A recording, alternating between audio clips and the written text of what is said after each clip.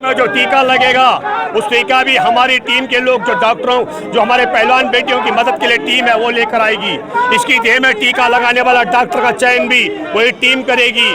हाँ, मनोचिकित्सक कौन होगा वो टीम तय करेगी। सुनो रावत जी, ये तो कानून तरीके पर आप सवाल कानूनी नहीं कानूनी ऑर्डर करता है। सुनिए हमारे ये इस लड़ाई में पहलवान बेटियों ने कहा हम अपने एक आरोप के लिए नार्को टेस्ट के लिए तैयार हैं और उसने कहा, हमने कहा चैलेंज किया था तुम अगर निर्दोष हो तुम भी नार्को टेस्ट के लिए हाँ बोलो, उसने कर दिया।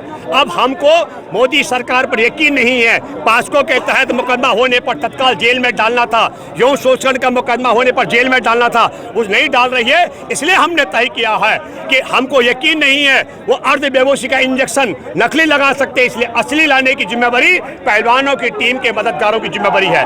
कौन उसके देह में टीका लगाएगा ब्रजभूषण शरण सिंह की या पहलवानों की मदद का टीम तय करेगी।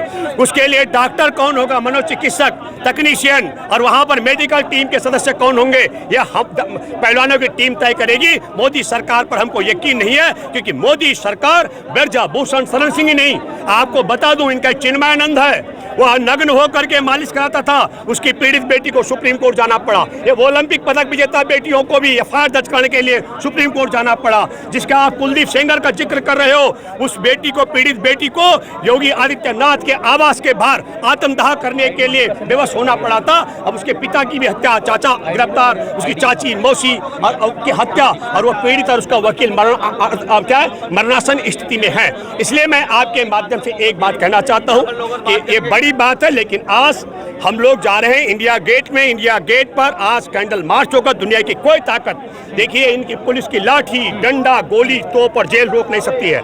अगर इन्होंने कुछ भी प्रयोग किया तो ये समझ लो कि ये उनके मोदी सरकार के अंत में एक ताबूत में कील होगी। और दूसरी बात मैं कहना चाहता हूँ, 28 तारीख को पूरे भारत आपके माध्यम से अपील कर रहा हूँ, क्योंकि हमारे देश के अंदर जब ओलंपिक पदक विजेता बेटियों का मुकदमा दर्ज कराने के लिए सुप्रीम कोर्ट जाना पड़े और धरना देना पड़े, यौन शोषण का आरोपी गिरफ्तार ना होता हो, तब देश में करोड़ों जो दलित सुनो करोड़ों दलित परिवारों की बेटियां हैं, करोड़ों बेटियां आदिवासियों की, करोड़ों बेटियां हैं किसानों की, करोड़ों बेटियां हैं शहरी गरीबों की, अल्पसंख्यकों की। उन बेटियों का मुकदमा कैसे दर्ज होगा और गिरफ्तारी कैसे होगी? इसलिए पूरे भारत में जहां तक मेरी आवाज जाए, हर माँ से, हर बहन से मैं अपील कर रहा हूँ, उस दिन आपको दिल्ली आना है। दिल्ली में इंडिया गेट पर नए संसद भवन में आधी आबादी महिलाओं की पंचायत होगी और पंचायत में आप सब लोग पंचायत में फैसला करोगे या पहलवान बेटियों का जो शोषण करने वाले को सजाए मौत का ऐलान नए संसद में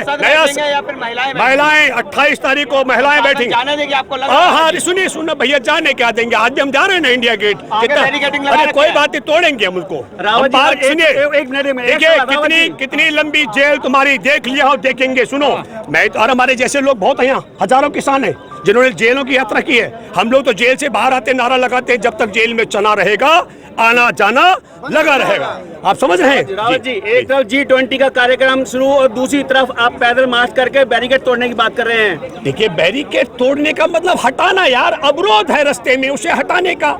आप समझ लो इस लोकतंत्र में हम क्या कर सकते हैं। इस देश के अंदर, हमारे देश में ठगों का शासन है, इसलिए कहा था 15-15 लाख मिलेंगे, अच्छे दिन आएंगे, बेटियों को का भी अच्छा दिन होगा, लाभकारी, किसानों को मूल्य मिलने का वादा था, तमाम चीजें थी। चीन को लाख, चीन ने जमीन पे कब्जा कर लिया, किसान पहले सड़क पर थे, फिर आपने देखा बेरोजगार सड़क पर थे, फिर आपने देखा सैनिक सड़क पर थे, अब बेटियां सड़क पर हैं। अब क्या क्या सड़क पर लाएंगे भाई?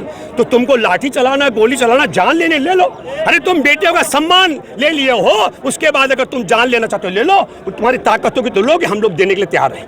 मैं आपको बता दूं, सुप्रीम कोर्ट में जब मामला गया था किसान आंदोलन, मैंने सुप्रीम कोर्ट के वकीलों, जजों को आगाह किया था, ये लाठी डंडा गोली और तोप से डरने वाला नहीं, ये लाठी डंडा गोली चलाएंगे, जेल की ताकत देंगे, हम सबको भागने वाले में लाठी खाने को तैयार हो। बिल्कुल। अरे गोली यार, लाठी तो वो छोटी बात है, गोली आप समझ लो। जब देश की ओलंपिक पदक विजेता बेटियों को इन्होंने सम्मान न मिल रहा हो, तो आप समझ लो कि ऐसे राज्य में आपने अगर कहा कि इनकी गोली से मौत मिलती हो तो ज्यादा बेहतर होगी, इतने बड़े अपमान की बजाय। ये बात आजाद भारत में गोली खाओगे? हाँ खाए। देखिए सुनो, ये आजाद भारत है, लेकिन मैं आपको बताना चाहता हूँ दावे के साथ में, कानून यौन शोषण का वही है। 2013 का अगस्त का जिक्र कर रहा हूँ। इनका एक संत था आसाराम, उसने बलात्कार किया अपने भक्त की बेटी के साथ में। उस बेटी ने कोई ओलंपिक पदक विजेता नहीं थी। वो बेटी और उसका पिता थाने में गए, मुकदमा दर्ज हुआ, आसाराम जेल में सजा भुगत रहा है। ये ओलंपिक पदक विजेता बेटियां हैं और ये बेटियां सड़क पर बैठी हैं। संसार जानता है इन बेटियों के नाम।